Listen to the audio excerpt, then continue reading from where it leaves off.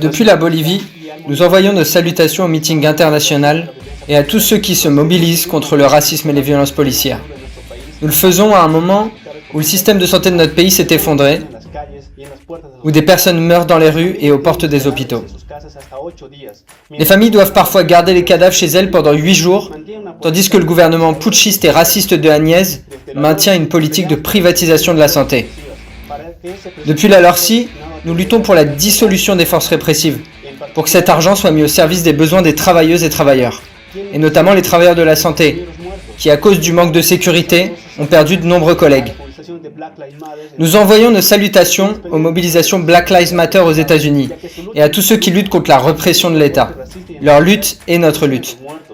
En Bolivie, le coup d'État raciste et patronal a fait des dizaines de morts, de blessés et de torturés.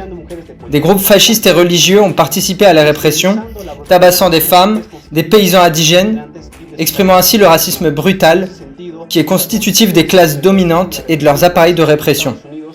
Dans ce cadre, les mobilisations contre la répression policière aux États-Unis nous donnent de la force pour lutter contre le bloc putschiste.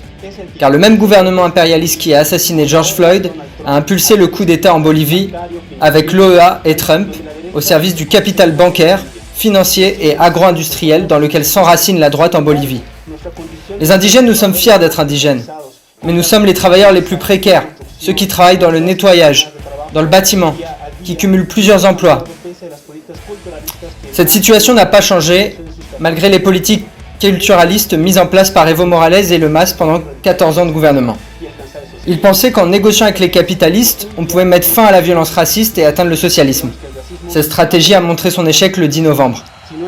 Nous, les socialistes, nous considérons que le racisme ne peut pas se négocier avec les racistes, mais doit être combattu dans la rue, comme l'ont bien montré les millions de personnes qui manifestent aux États-Unis et dans le monde. Nous saluons tous ceux qui luttent pour défendre la liberté des prisonniers politiques et s'opposent au racisme aux États-Unis, en Bolivie et dans le monde. Ceux qui travaillent à l'auto-organisation indépendante pour faire face aux gouvernements qui veulent nous faire payer la crise. Les vies des travailleurs comptent et nous devons construire une grande organisation internationale des travailleurs pour lutter contre les capitalistes et leurs États qui nous exploitent et qui nous oppriment. Pour toutes ces raisons, vive la 4e internationale.